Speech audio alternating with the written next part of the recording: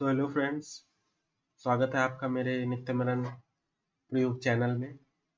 आज का हमारा टॉपिक है यूनिटी फॉलोवर, वोल्टेज फॉलोवर या voltage buffer circuit.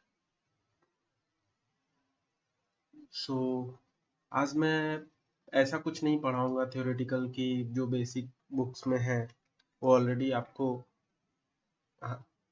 50 videos YouTube में अपलोडेड है एंड वही बुक की स्टॉप डिसएडवांटेज एडवांटेज वो ऐसा बोलेंगे, इसलिए मैंने वो पार्टिकुलर चीज लिखी भी दिया है इस सर्किट के बारे में। That is no phase shifting of the output, यानी जैसा इनपुट दिया सेम आपका आउटपुट भी मिलेगा। जो आइडियल ओप एम्प का कैरेक्टरिस्टिक्स होता है, low output impedance, very high input impedance, bandwidth is large. But आप एक फर्स्ट ईयर या सेकेंड ईयर के बच्चे को ये बताओगे तो वो रट तो लेगा, एग्जाम में लिख भी देगा एंड मार्क्स भी लेके आएगा, बट वो जब इंडस्ट्रीज में आते हैं तो इसका प्रैक्टिकल यूजेस नहीं जान पाते हैं। मतलब कहाँ यूज करेंगे, क्यों यूज करेंगे। अगर डीप में आप गूगलिंग करोगे तो ये भी मिलेगा कि दो सर्किट को आइसोलेट करने के लिए यूज होता है, पहला। दूसरा, जब किसी सर्किट को ज़्यादा करंट चाहिए होता है तो ये वाला सर्किट को यूज़ करते हैं। तो क्या करता है, ना कि इनपुट से करंट लेगा, वो जो यहाँ पे उसको पावर सप्लाई मिला है उसके थ्रू वो करंट इम्बेड करके आउटपुट को दे देगा। तो इनपुट सिग्नल को अनचेंज रखता है, बट आउटपुट को ज़्यादा करंट चाहिए तो वो इधर से दे देता है ये। एंड तीसरा हमारा है कि नॉइज अगर जनरेट हो रहा है किसी पार्टिकुलर सर्किट में एंड उस पार्टिकुलर सर्किट को हमारा यूनिटी गेन वाला सर्किट उसको पावर सप्लाई दे रहा है, तो वो जो एक्चुअल जो इनपुट ये है इसका, इसमें नॉइज को नहीं ट्रांसमिट होने देता है। तो ये प्रैक्टिकल एग्जांपल है इसका।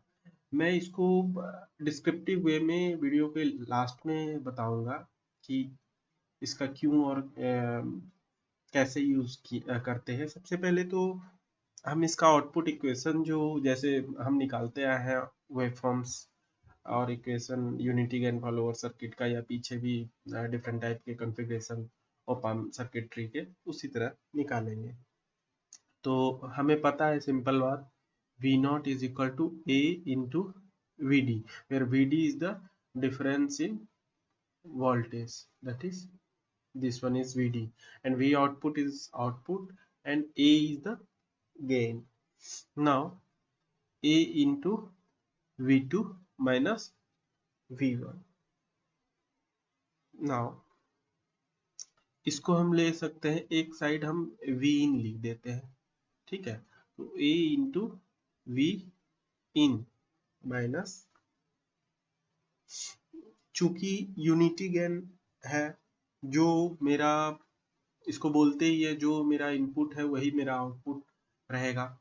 इसके लिए हम लोग इसको क्या V1 को V नॉट लिख देंगे, यानी जो हमारा इनपुट है वही मेरा आउटपुट है। और सबसे पहले तो मैं ये बात बता दूं आपको कि ये जो है ना फीडबैक टर्मिनल, इसका निगेटिव यानी इन्वर्टिंग टर्मिनल से कनेक्टेड रहता है, पावर सप्लाई हमारा नॉन इन्वर्टिंग टर्मिनल को दिया हुआ रहता है।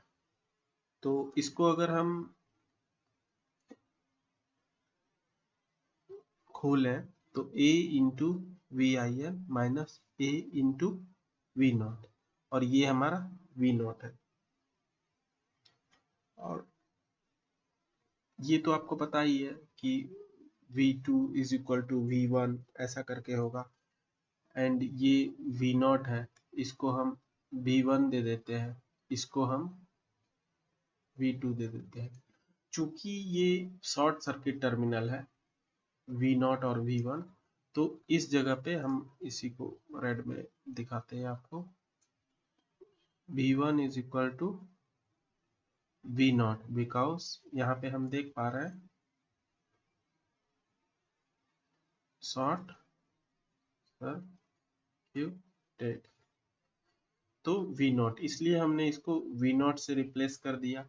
अभी हम इसको इस साइड इक्वल्स के इस साइड ले जाएंगे, that is A into V not plus V not is equal to A into V I N.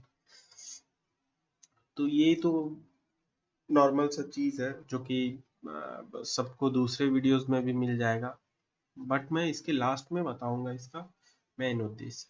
We not is equal to A plus 1 is equal to A into V I L. अब V output by V input का हम equation निकालना चाहते हैं, तो V output by V input is equal to A by A plus 1।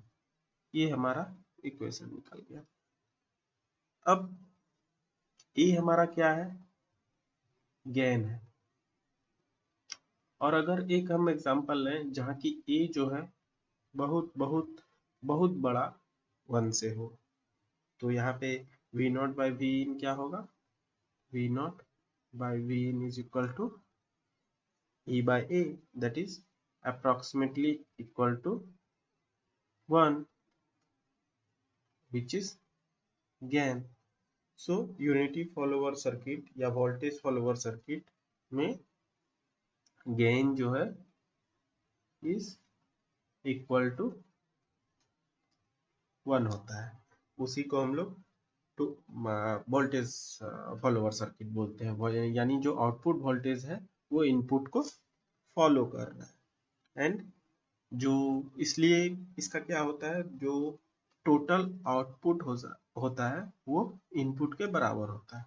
तो बात यहाँ पे खत्म नहीं होता है। चलो भाई, आउटपुट के बराबर इनपुट होता है, तो भाई हम क्यों यूज कर रहे हैं इस सर्किट को, क्या इसका पर्पस है। तो सपोज मैं आपको एक एग्जांपल देता हूँ। सपोज ओपैम्प का बेसिकली यूजेस कहाँ होता है, जहाँ की लो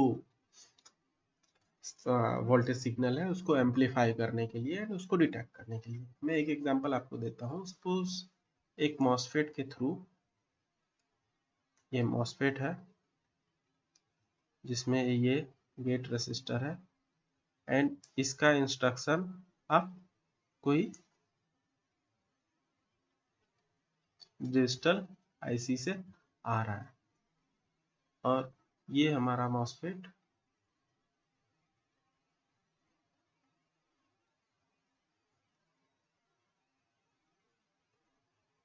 ये हमारा मॉसफेट है एंड मॉसफेट को हम यहाँ पे कनेक्ट कर रहे हैं। तो मॉसफेट का ये वाला जो टर्मिनल है सोर्स हो गया, ये वाला टर्मिनल ड्रेन हो गया एंड ये वाला टर्मिनल गेट हो गया।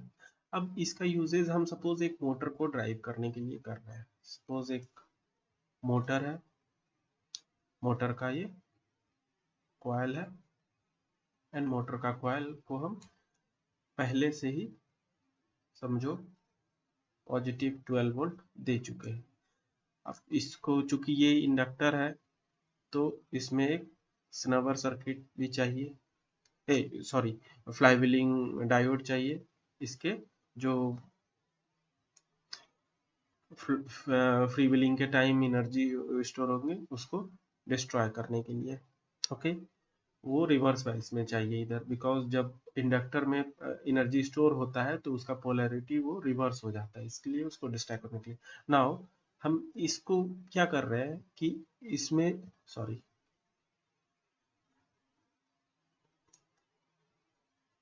इरेज हो गया, इसको हम क्या कर रहे हैं कि यहाँ पे एक शंट रेसिस्टर में लगा दिया और शंट रेसिस्टर को मैंने ग्राउंड दे दिया। जब भी यहाँ पे हम ट्रिगर कर रहे हैं तो हमारा क्या होगा, ये यहाँ से यहाँ कंडक्शन होगा। ठीक है, अब चूंकि कंडक्शन होगा तो इसके थ्रू करंट पास होगा, करंट पास होगा तो इस जगह पे मेरा वोल्टेज ड्रॉप होगा एंड वो ड्रॉप ये शंट रेसिस्टर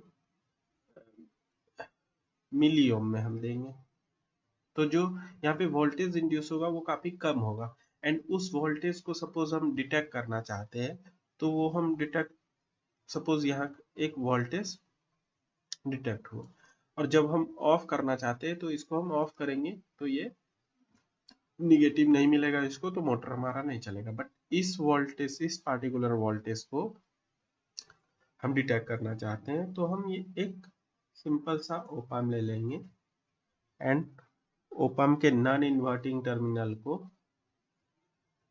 हम सपोज यहाँ वाला पार्ट को मैं उठा के इधर लाता हूँ।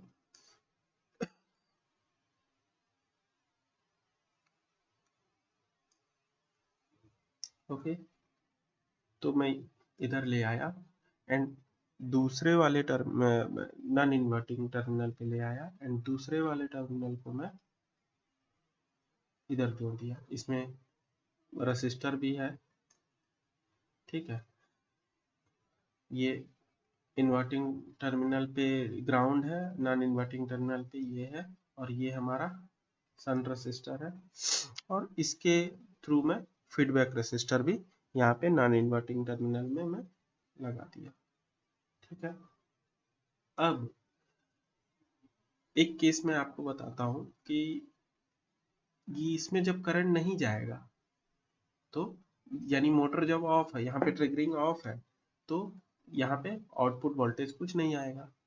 एक दूसरा केस मैं आपको बताता हूँ, सर्किट ऑन है बट मोटर नहीं चल रहा है, मैंने ट्रिगरिंग नहीं दिया, उस टाइम भी सन रेसिस्टर के क्रॉस कुछ भी वोल्टेज ड्रॉप नहीं होगा।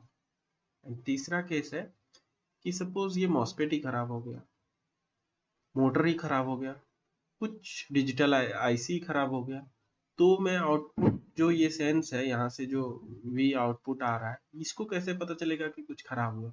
तो हम क्या इंट्रोड्यूस करते हैं इसमें, यहाँ पे एक अलग से हम वोल्टेज से 2.5 का हमने दिया अलग से वोल्टेज।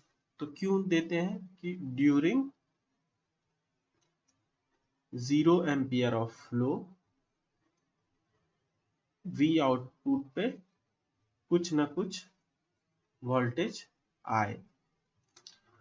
तो इस जगह पे जो हम ओपैम्प को पावर सप्लाई दे रहे हैं वो हम पावर सप्लाई इस वे में देते हैं, 2.5 वोल्ट या जो भी आपको देना है वोल्टेज, 3.3 इस तरह करके यूनिटी गेन करके दे दिया।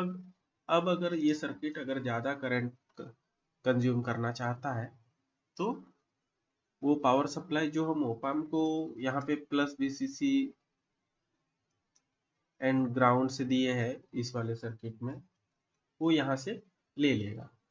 तो और चूंकि ये मोटर चल रहा है यहाँ पे तो उसके कम्यूटेटर में कुछ नॉइज होगा, ड्यूरिंग स्टार्टिंग करंट ज़्यादा ड्रॉ होगा, उसमें वोल्टेज स्पाइक्स आएंगे, ब्रश वगैरह के पास से नॉइज आएंगे। तो वो सबसे बचने के लिए इसलिए वो बता रहा है कि it save the circuit from noise transmission, यानी यहाँ वाला जो नॉइज जनरेट हो रहा है वो आपके पावर सप्लाई को नहीं जाने देगा। पहला आइसोलेशन। दूसरा, करंट अगर ज़्यादा चाहिए तो वो करंट ज़्यादा देगा। तीसरा, वही तीनों के तीनों एक ही है, मतलब नॉइज ट्रांसमिशन वही आइसोलेशन का ही इम्पैक्ट है, आइसोलेट है इसलिए नॉइज ट्रांसमिट नहीं हो पा रहा है एंड करंट देगा। तो ये सारे चीज़ था जो कि आपको दूसरे के वीडियोस में नहीं मिलेंगे। होप सो मेरा वीडियोस आपको पसंद आया एंड अगर कुछ समझाने में मेरी साइड से कुछ प्रॉब्लम है तो आप प्लीज़ बेझिझक मेरे कमेंट सेक्शन में कमेंट कीजिए, अपने को करेक्ट करने का कोशिश करूँगा। एंड अगर मेरा वीडियोस पसंद आ रहा है आपको तो प्लीज़ लाइक कर दीजिए, मेरे चैनल को सब्सक्राइब कर दीजिए। मैं ऐसे वीडियोस और भी लाता रहूँगा जो कि आपका प्रैक्टिकल एक्सपोजर को बढ़ाएगा। एंड अगर किसी कलीग को ये वीडियोस का ज़रूरत लगता है आपको है तो आप प्लीज़ उन्हें भी शेयर करो। And thank you very much video में इतना बने रहने के लिए। Have a good day, enjoy your day, and bye bye.